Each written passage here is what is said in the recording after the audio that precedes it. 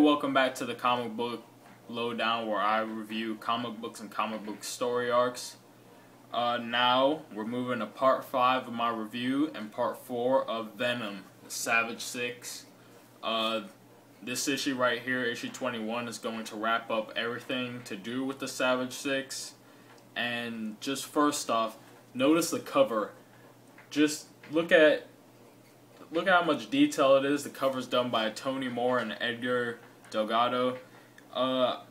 This is probably one of the best covers, if not the best cover that is in the entire series right now. It might even be one of the best covers I've ever seen, because there is a lot of detail in this, and you could just tell how bad a shape Flash is in this. And there's actually a part in this cover that's picked up right out of the book. So, but we'll get to that a little later. So where we left off was Crime Master just revealed himself, and it turns out that he's Betty Brant's brother Bennett, who supposedly have died back in Amazing Spider-Man issue 11, but he hasn't. And in this issue, I really like that. Well, actually, first of all, let me get to this part. They're at the abandoned shipyard, and we left off where Betty Brant was just introduced to her brother. So, and Human Fly pretty much just told Venom where he can find Crime Master, where their hideout is. So in this first page right here, you just see one of the henchmen talking to what looks like another henchman that's in the shadows, and they're just talking about, do you think that Venom's gonna show up?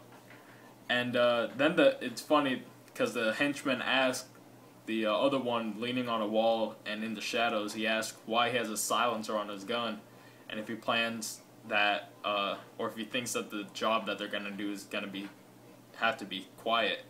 And it turns out to be Venom. I really like how in this series they're using Venom to like disguise himself. Like, if I remember right, in issue 12, he disguised Flash Thompson as Flash Thompson, but you know, he had legs and they were in Vegas and he was just being a drunk, pretending to be a drunk tourist. And in the last issue, when he actually visits his mom's house, he's in kind of a UPS uniform or something like that, but it just turns out to be disguise. So I really like how they show that Venom can disguise himself. But after that, so Venom is in the abandoned shipyard. He knows where they're at. He's right where they're at. And now it just pretty much, Bennett goes into telling his origins pretty much on how he's become Crime Master. He pretty much tells Betty, he's telling Betty his whole origin. He tells her that he was shot, but he doesn't really know how or who saved him really, but he just wanders off out of a secret morgue. He wanders off, and he was destined to be the next Crime Master, because what he says is that every generation is to have a Crime Master. And this shows, let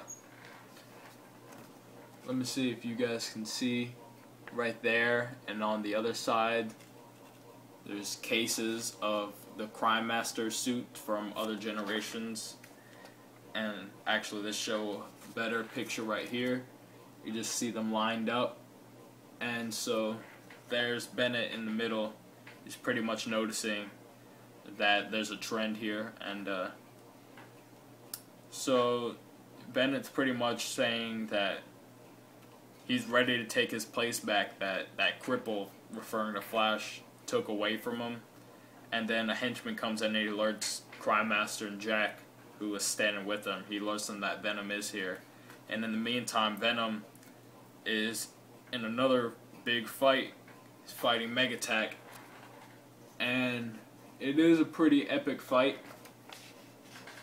It's pretty short though, and that's the one gripe I had with this, is that in this issue, well, you can just pretty much see in this panel right here, you know, you see Flash getting beat.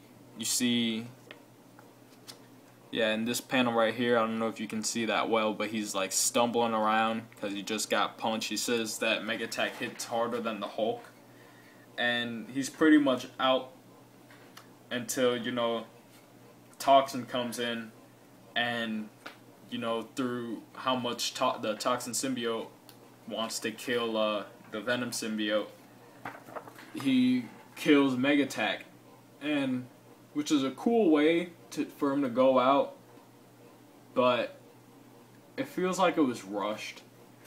I feel like Mega Attack going out was rushed. I mean, it does seem like it was the only way that he could go out, because they were keeping it real. It's not like Venom himself could have taken out Mega Attack, because if he could, he probably would have already done it. And so now he's got a fight with Toxin. A couple panels there. He throws some smoke pellets or smoke grenades, disorients Toxin. Not really disorients, just covers him up. And something really cool that Venom does right there. You see that Toxin, he's luring Toxin in, and he's just standing there, and then Toxin just rips through it, but it turns out that that's not Flash Thompson Venom, that's just the symbiote making a decoy of itself. And you see the symbiote just retracting back to him. But then the one part that I did not think made any sense was you see Venom shooting Toxin, but then in the next panel, Toxin is on fire. And I'm pretty sure that bullets, unless Toxin is like really dry and the bullets made a lot of friction or something, and then he caught fire like a wildfire or something. I don't understand how he caught fire, but he did.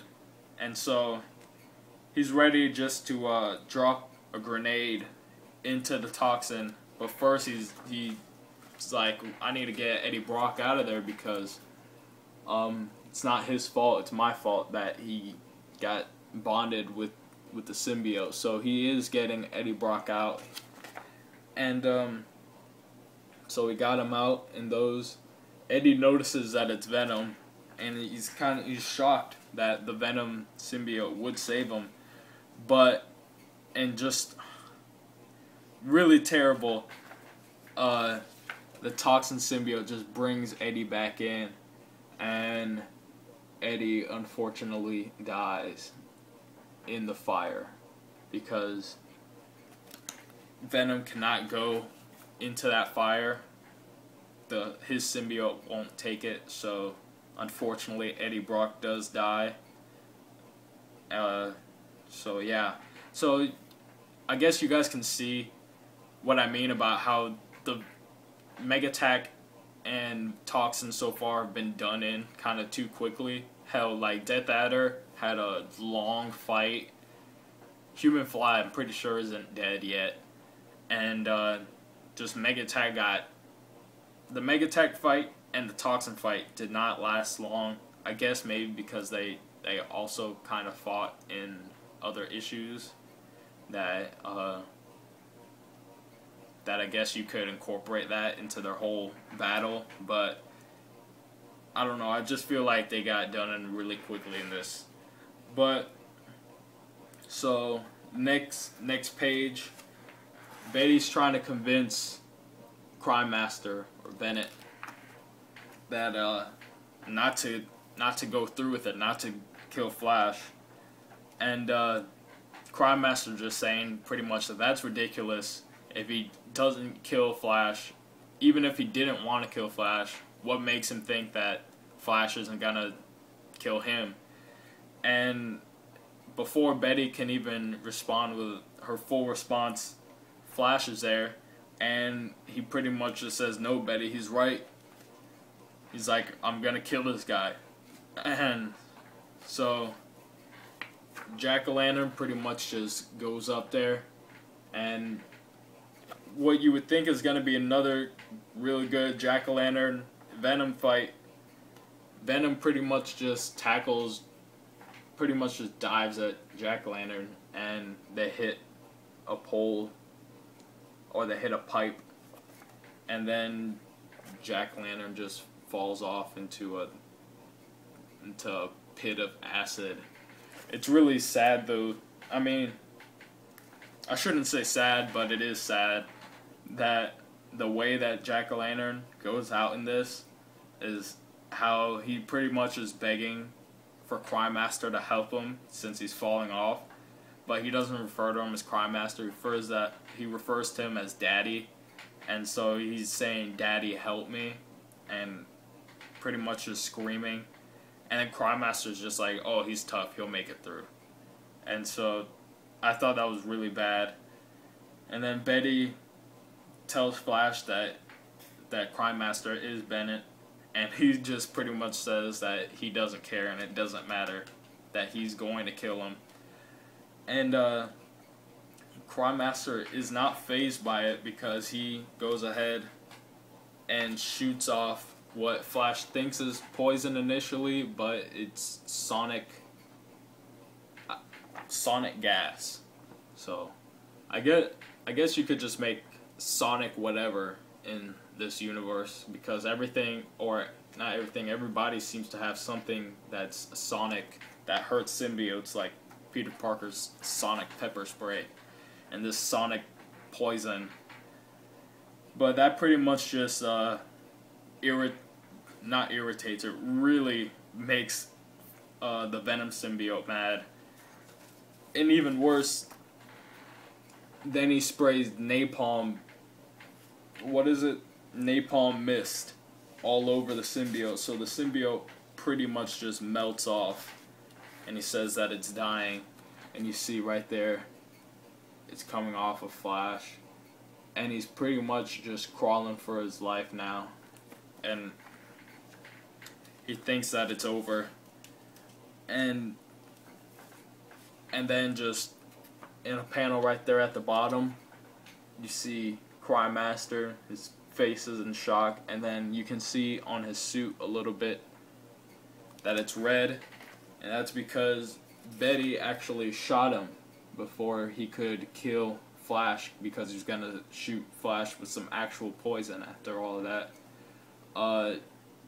She shoots Bennett, and he pretty much just falls into the poison after that, and he dies. So again, all the villains in this pretty much done in very quickly, and the only ones really left are Human Fly, if they do anything with him, because now he has no wings, and Jack-o'-lantern somehow does make it out of this, which just further